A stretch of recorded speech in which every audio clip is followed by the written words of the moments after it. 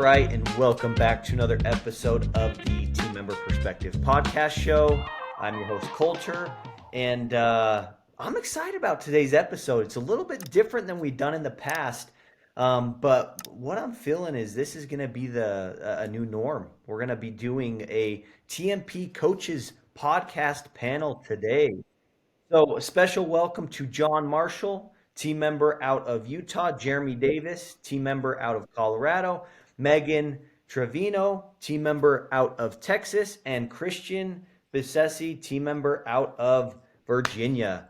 Guys, super excited about this today. As over the last few days, us team member coaches, we have this group chat, and we like to share wins. We like to share what's going on in our office and kind of just talk about the team member perspective group as a whole and really how we can help team members further their production, become better, and make more money, write more policies, and just have a bigger impact. And so, as of late, a topic of discussion amongst us has been leading indicators. So we're going to talk about those things and kind of go through and we're all going to kind of share, what leading indicators we are, putting attention on, which ones we're tracking and why they're important. So let's go ahead and start. Christian, you've been a team member for a while, finding high levels of success. You have an office manager role in your agency, but talk to us a little bit about what leading indicators that you guys track and why you feel like they're important. Yeah. So first of all, they're important because it tracks the daily activity that we're doing. You can look at where you end up for the month all day long, but it doesn't tell you exactly how you ended up there. So the leading indicators tells us exactly what steps we're taking to get the results that we're getting. And what I track is it's really basic. I track how many calls that I'm doing a day, how many households I'm speaking to, how many quotes per household I'm getting out, and then how many life quotes I'm doing, how many health quotes I'm doing, how many times am I asking for a Google review, how many times am I asking for a referral. Those are the main things that are going to indicate whether I've had a successful day or not. I love it. John? I know you're and guys, feel free to just jump in whenever. But do you guys feel like that's similar to what you guys are doing in your agencies? Yes. Yeah, very much so. Yeah, we actually keep a tally sheet for each of us to kind of see what kind of production we're doing each day to get us to where we want to be. And guys, I think leading indicators, it's one of those things that we hear talked about, but I think sometimes, Christian, as you are going through all of those things that you track, I think a lot of the times team members get a little overwhelmed, like, holy cow, how am I supposed to stay organized with all of those things to track? I know that's going on in a lot of our team members' minds right now as they're listening to this is they've got so much going on. They're so busy, trying to write auto, grow that, write fire, grow that, life, health, grow that, and service the book of business that, I know a lot of team members are thinking like, I just don't have time to track those things. What do we have to say to that, guys? I'd say quit making excuses. You can't deposit excuses into the bank. And here's the other thing is like if you wanted to learn how to juggle 5 balls at once, you're never gonna learn unless you pick up all 5 at one time and start throwing them in the air, right? You've just got to jump into the cold water and start doing it. And the other thing I love about tracking these leading indicators is I can tell exactly what type of month a team member is going to have by looking at that data. And I can also tell a team member what activity they need to do every day by looking at that data. Because if I know someone makes 60 calls a day and they get 6 people on the phone and they get 2 quotes out, well, now I have a good quote to call ratio. So if you want to go out and write 5 apps today, I know how many calls you need to make that happen. Yeah. Well, let me just add to that. I grew up juggling. It's funny that you say that, Christian. And you got to start juggling with 2 balls first and then move to 3 and then move to 5. And so I do think there is a little bit of progression that goes with it. So it's hard to take a brand new team member who doesn't know anything about, just the sales process or the products or anything and say, okay, track all 5 of these things. So I'd even more go say, let's find the 3 most basic things that we can track And let's start with that habit and form that habit. And you're right, like it's easy. I've got a little piece of paper. I literally just make hash marks and I make notes. I literally write it by hand. It is super quick, super easy. But the most basic things: how many outbound phone calls and text messages? Like how many times are you reaching out to someone? How many times are you quoting someone? And how many times are you pivoting to life or something? So those three basic things. And once they kind of get that under control, it's like, okay, well, let's throw in some Google reviews. Now let's split up the life and health. And what about, what about a plup? What about all these other things? Then we can start tracking different things. But let's just start the basics of tracking three of the most important things, which is your outbound sales calls, how many people you're talking to and quoting, and how many times you're pivoting to like a financial service. And if that's all you did, you would see massive amounts of improvement. And as you start improving, let's throw in all those other things like Christian's doing, and let's learn to juggle 2 and 3 balls at first. And then at some point, you're going to start juggling 10 balls at the same time, right? John, I completely agree. So in my office, I have what's called a cookbook, and my cookbook tracks that. I'll put who we're talking to, if it was a service or sales call, did we pivot, did we ask for a Google review, did we quote it, did we sell it, and kind of tally it that way. So we're looking at calls first, how many inbound calls, how many outbound calls. Then from that, did we pivot to those people and did we quote them? Those are things that we can control. We might not be able to control that we made 50 outbound calls that day because we had 50 inbound calls, but out of those inbound calls, are we pivoting to them? Are we trying to quote them? What's kind of going on? And that helps us look at the week, the month, and not only that, but for next month. We find that the next month that we have much success is when we make the most calls that month before. People might not always answer that day, but they may call you back in a couple of weeks. Or you may get a hold of them again in a couple of weeks. Well, and I'll tell you, the one thing I really, really love about the tracking pivots. So let's say we've got 2 team members, right? And they're both tracking, and I'm just making up a number. They pivot 10 times a day. And one team member is closing 6 out of 10.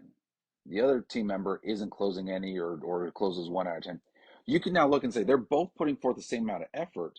One person's doing much better. What are they doing differently? What can we learn to improve on? And so these leading indicators allow us to sit back and say, hey, we're doing the same amount of work on paper, but someone's getting a better result, which means maybe there's some training and education or some experience we need to help each other with to make sure everybody can come up together. And that is another reason why we track, just to be like, how can we improve ourselves and get better? Well, and you can always use your tracking sheets, because on mine it's outbound calls, or what we call IPAs, income producing activities, how many contacts I make, um, how many life quotes I'm putting out, and then how many quotes I'm putting out on the other lines, and then how many apps I'm submitting and coming in. So you can look, if you keep a month's page right in front of you, you can look, hey, I produced a whole bunch the day after I made 25 or 30 outbound calls. So it is cyclical, just like rates and everything. Your production's cyclical. It's finding a way to keep those waves from being massive waves up and down to being just small, to where you're doing the same amount of outbound calls and still bringing in the production that you want to see for yourself that helps your office. And teaching someone brand new how to keep that wave effect to be as minimal as possible, I think that's one of the harder things we got to do, is leading our team members. Yeah, and it boils down to consistency too. You've got to do it every day. And I love tracking it because it keeps it in your face and keeps it top of mind so that it is something you're focused on every single day. Because we know sales has ebbs and flows, but when you're down, if you haven't done something in the days prior to put yourself up, you are going to stay down until that wave finally breaks shore. And that's why consistency, it's my fourth pillar of success. It's got to be, it's got to be there. I feel like seeing it sometimes makes you hold yourself more accountable than just hearing it. You have to see it sometimes. Yeah, no, and that brings up another point. I know, a lot of what we can track can happen on the computer, right? I know a lot of team members have some sort of production tracking software that they use on the computer, but I was always old school. I always liked a paper on my desk because it was always in my face. I know there are team members out there that have 15 household tabs open, right? They've got Word open, they've got the internet, they've got so much going on their computer that I feel like not like they simply just forget sometimes about what they need to do, and the day gets going, and all of a sudden it's 5 o'clock, and we haven't even pivoted to life insurance, right? And so I like having a paper tracker just so it's like literally right in my face. I can't escape it. And like, what Megan's saying, it reminds me throughout the day. It creates urgency where it's like, okay, it's 12 o'clock. I've only got two of my six pivots. What can we do right now to be more intentional and get another pivot? Right. And so personally, I liked it. I was a little old school. I like the paper tracker. John, you've got a little Yeah, tracker paper. I do. I have a custom tracker that I made, and this is going to be an eternal debate between me and Christian on paper versus computer. He likes his computer. I like my paper, but I'm with you. So I've got four screens up. I'm accessing four computer screens, and it's not enough screens for me between my emails and my chat and my quotes and Vindicator and everything. Four screens isn't enough. I wish I had six screens. And still, and I look at it like, you're right. If it's not in front of me, if it's going to be covered up by a quote, by anything else, I'm not going to track it. So for me, it's so much easier just having a piece of paper on my desk with my pen because I know a window's not going to cover that up. So that's my way of doing it. But like Christian said, as long as you're consistent, it doesn't matter how you do it. As long as you're consistent with it and you stick to it all the time, whether it's paper, a computer, maybe you got a bean counter and you're counting with beans. I don't care, but as long as you're consistently doing it and have the way of tracking You get a TMP branded abacus. I think it. we all just need to be reminded even of simple things sometimes. I mean, there's even a market for it. Think of those new water bottles that tell you like 10 a.m. drink water, 1 a.m. drink more water. Like we know we're supposed to drink water, but sometimes we just need to see it and remind ourselves. Yeah. And I've just been doing it for so long that I know that I'm in the habit of tracking it. And for me it's easy to do it on the computer. But there's so many team members, actually not even team members. There's so many people out there that use a computer and they have 30 tabs open. And your computer's probably like yelling at you to close some of these tabs. Guys, but that's where mistakes happen too, is leaving all those tabs open. So if you are a team member or even an agent listening to this, get into the habit of closing your tab when you're done with it. You flush the toilet when you're done going to the bathroom. Close your tab when you're done with that tab. You don't have teenage boys, do you? I don't, but Jeez. I was a teenage boy at one time, and I learned a little self control. I shared this with Colter a few weeks ago. Like if your brain can only handle so much. It's the truth. And like if you were to ask somebody to recite their ABCs, they'll do it in like 18 seconds. And if you ask somebody to count to 30, again, 18 seconds. But if you ask somebody to do A1, B2, C3, it on average takes a person 3 minutes if they even finish because your brain just doesn't have the capacity to focus on all those different things. So true. So true. And I think ultimately, guys, it's we're busy. We got a lot going on. We need to be reminded constantly throughout the day. Right? So for John and I, we like the paper. Christian does it on the computer, but it doesn't matter as long as we do it. I know John mentioned that, but I think that's important to reiterate. It doesn't matter how you do it, you just need to do it, right? And I think, as another part of tracking these leading indicators, I think before we even track them, we first need to identify them, right? So let's talk about that a little bit. Like brand new team members or team members that are wanting to get their life insurance production to the next level, auto insurance production to the next level, health insurance production next level, whatever it is. What are let's start with like outbound calls. How many outbound calls do each of you shoot for every day? I think, and we might all be doing something different, but I think that's going to show something cool here. So, John, how many outbound calls do you shoot for every day? You and your team. I would say outbound reaches because I wouldn't I track my phone calls and my text messages as one. That's my reaching out. and at minimum about 30 is what I shoot for. Um, and and I'm toying with something, and this is one thing is talk time, because I used to work for a company where they would measure outbound phone calls, and you had to do 100 a day, or 3 hours of talk time, one or the other.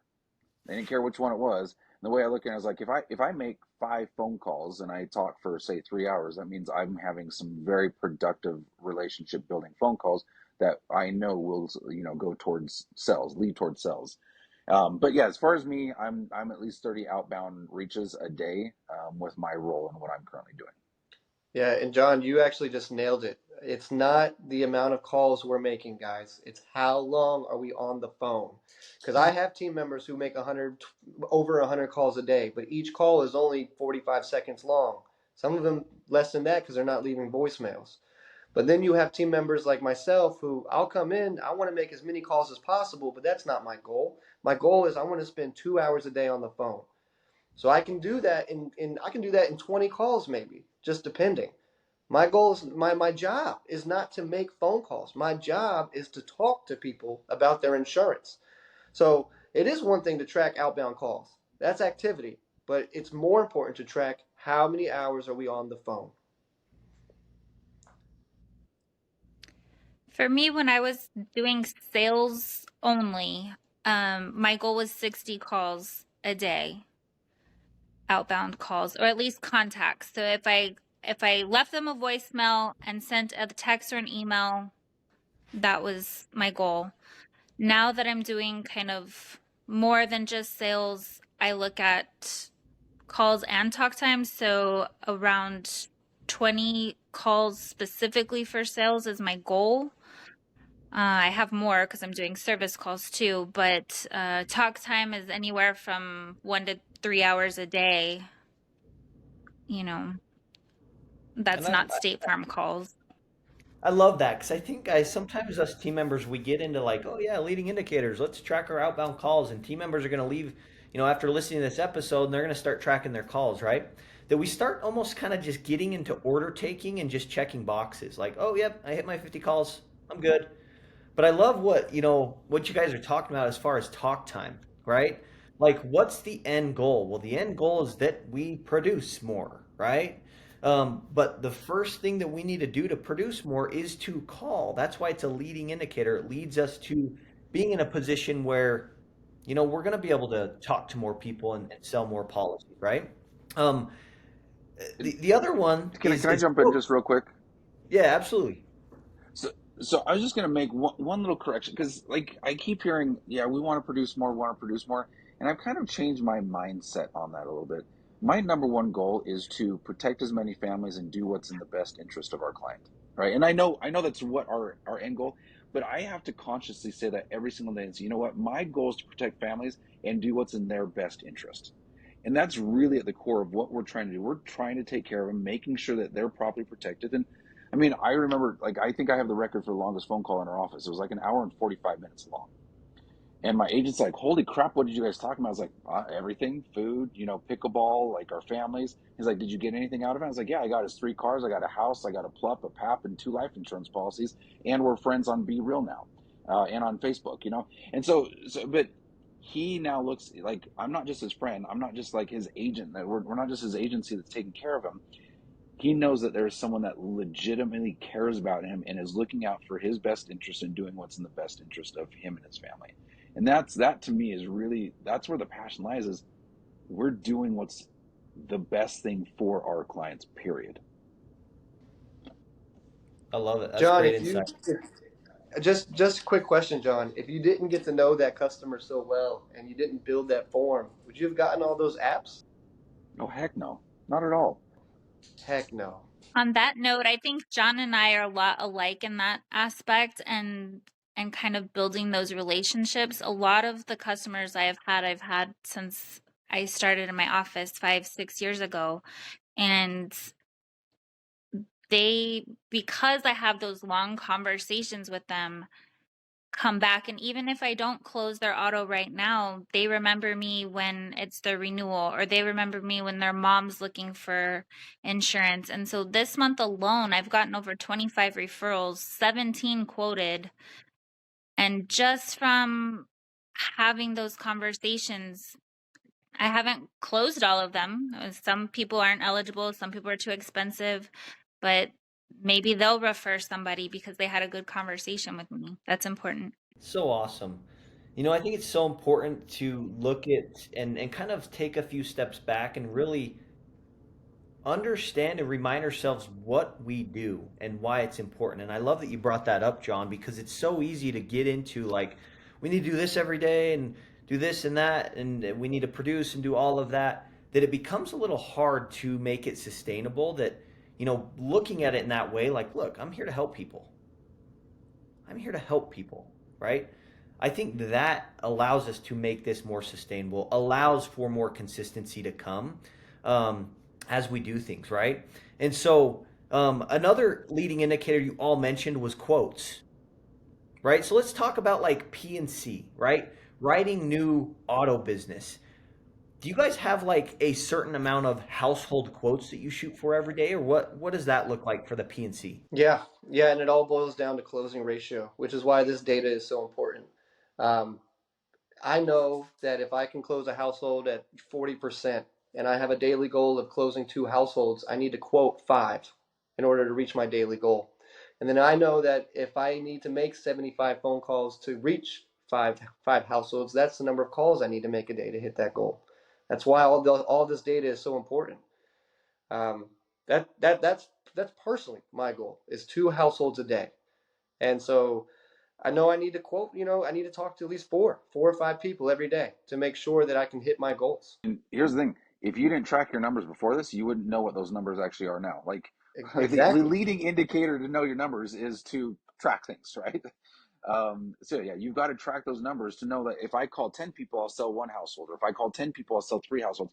You have to track that in order to know what those numbers are. And then from there, determine, well, I want to do two households a day. Therefore, I have to talk to so many people per day and quote so many people per day. And then I'll get to what my goal is. And so we kind of back, we figure out what we want to accomplish, and we have to back it through the number and say, okay, now I know how many people I have to call and quote today. It's easy to know that, right? Like if you've tracked it, Christian, you need to quote this many to write this, what, quote four household, two households to write maybe one policy or one household. If you're close to 40%. So you know that because you've tracked all of that, right? What would we say to brand new team members as like a goal of how many households they should be quoting per day? What do you guys think? Or what do you tell your team members? A really easy answer to that question is when they're first starting out, just as many as possible. Because I'm assuming that a brand new team member has no data. And so, there's no scouting report there. There's no way that we know how they're going to perform in the game, so to speak. So just as many as possible. But if you want to be successful in this business, you need to be talking to at least one household a day. And depending on what your closing ratio is going to depend on how many households you need to talk to get to your one household written a day. I love it. And what I love about this is there's really no right or wrong answer, right? Like we all kind of have our different approaches to doing this, but I agree with you, right? Like team members, if you really truly want to make a name for yourself, you want to figure this out quickly and you want to help more people, quote as many people as you possibly can every day, right?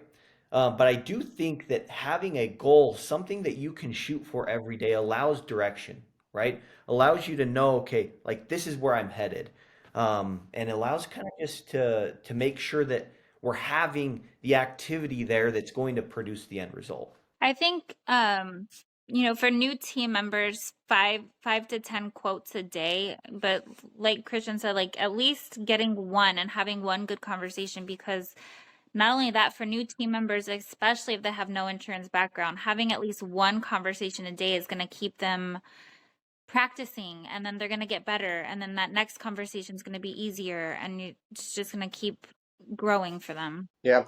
My biggest piece of advice for brand new team members is do not step foot in my office without coming in with a hot list.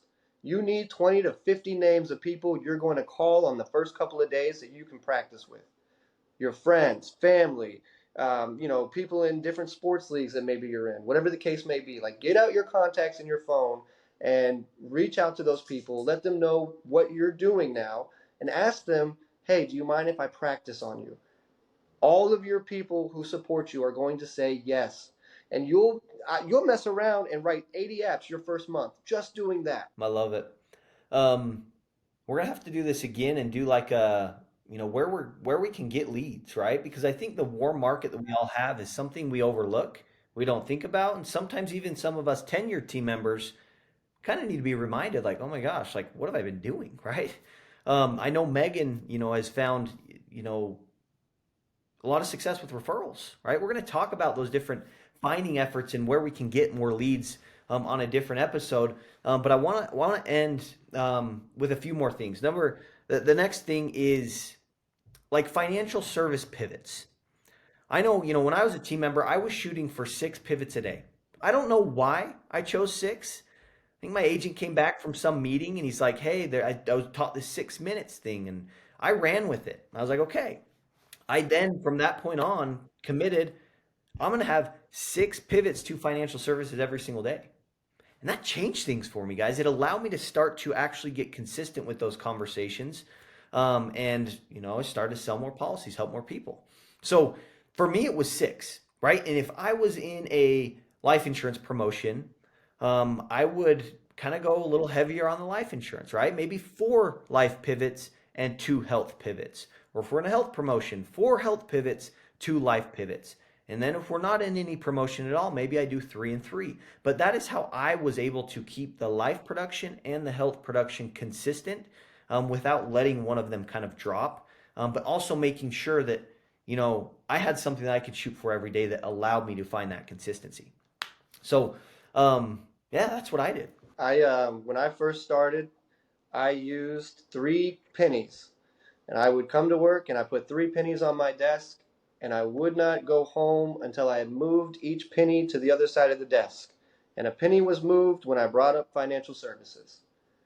Just start with 3. If you want to be great on Colter's level and do 6, that's fine. But 3 is better than 0 every time. Just use 3 pennies. That's what I did, and I found a lot of success with that as well. So I think that's a great idea, the penny idea. And just again, this goes back to the whole juggling thing, right? Start juggling with 2 or 3 balls at first, right? And then move up to 5, move up to 6. I have moved to a point where, based upon all the stuff we've learned in TMP, from people calling in with renters policies, motorcycles policies, they're removing a policy, adding on a teenager, there is no reason why I shouldn't pivot to every single person that I talk to. Right? There's no excuse for it, right? That's where I'm at. Now that doesn't mean everybody has to be there. You got to start from someplace, right? But you got to understand, I'm not pivoting to every single person for a financial service. Most of the time I am, but if I looked at this person and they've called in a bunch of times, I have notes that I pivoted them on health and life and plup and pap, and I've looked at that. Then I'll pivot to a 5-star review.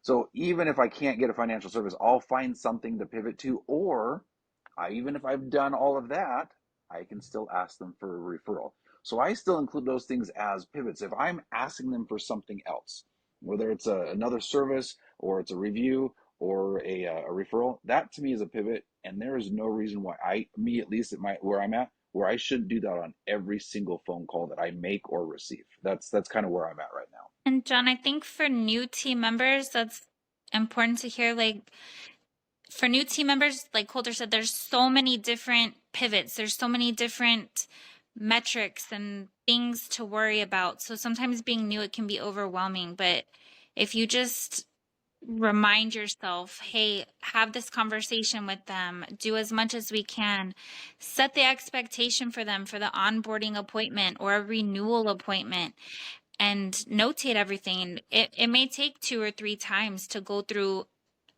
everything or ask them for, everything, but you're still having those conversations and building that rapport with them. It's true. And here's the cool part about having those conversations. If you notate it in your ECRM, other team members can use that note to pivot to them. So I've got a team member that does it all the time. He's 100% service.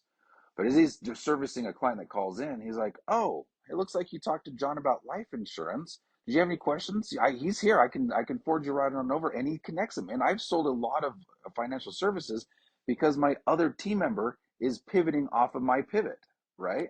And so then it works together as a team. If you're there, I mean, that's why we're called team members, guys. Like, that's what we are. We're a team. And if we have an agent and we're a team in there, that we can all work together to lift each other up. What was it? A rising tide lifts all ships. I think it's been said, right?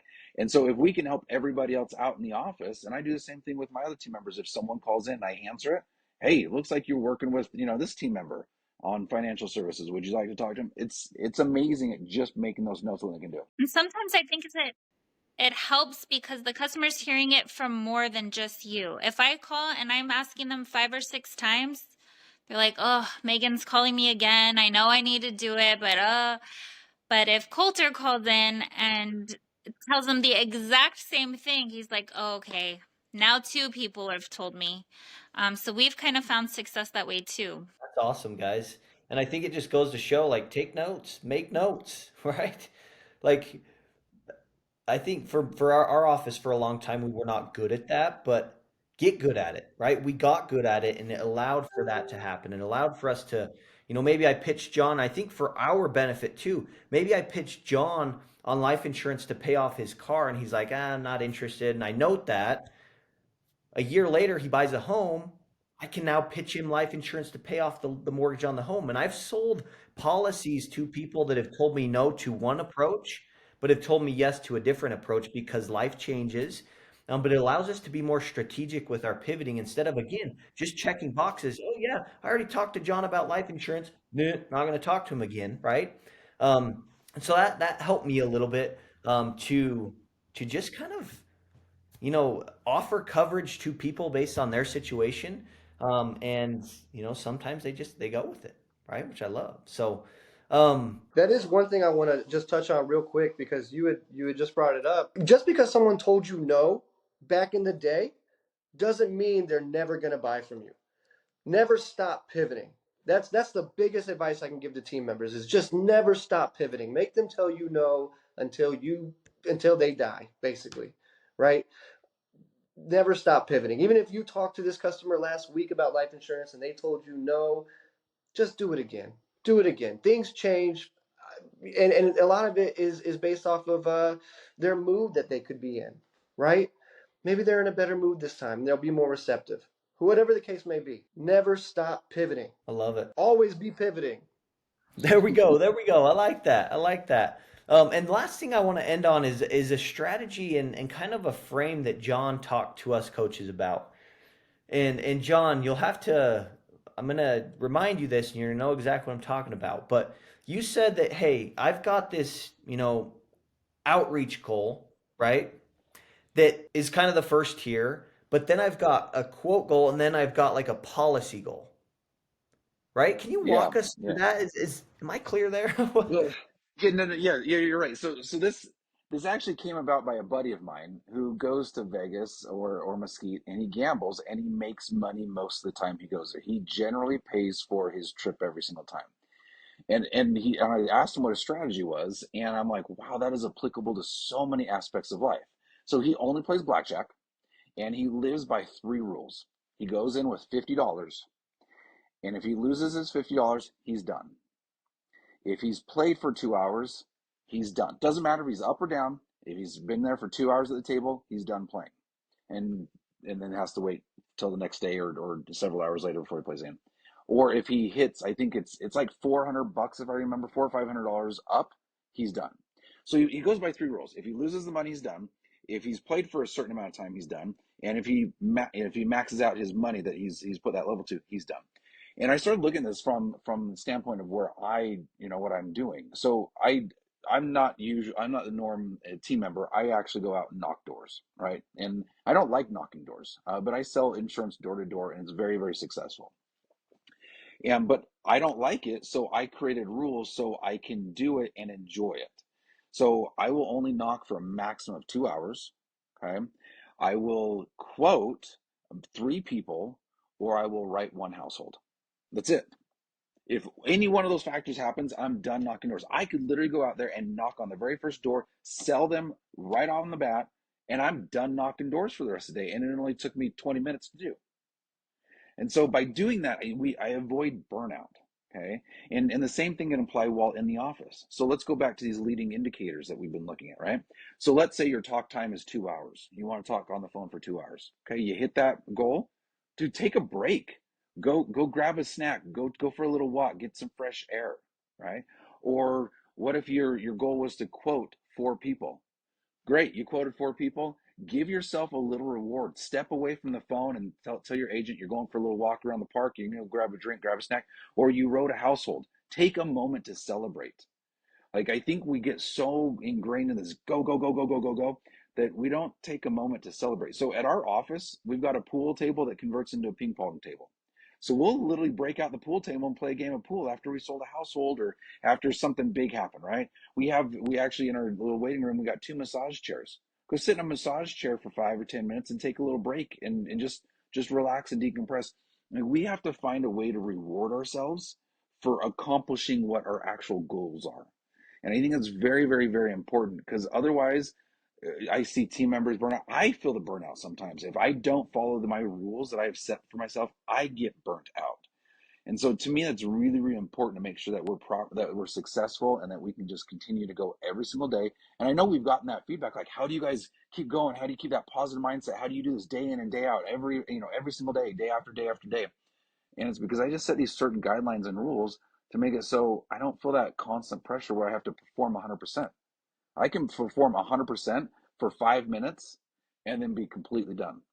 I can perform 100% for an hour and then be completely done. I don't have to perform 100% 24/7. So that to me has been a super important thing that I've implemented in what I do in all aspects of my life, that I have found great success with. I love it. And guys, I think it ultimately comes back to like control what you can control. And being in a sales position, there's stuff that we just don't have control over. But that stuff that we don't have control over is generally the only thing that team members and agencies are holding themselves accountable to. That's a recipe for being burnt out. That's a recipe for being discouraged.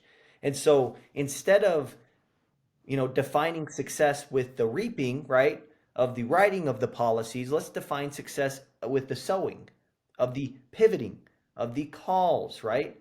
And of what we can control, and celebrate with ourselves when we do what we set out to do every day.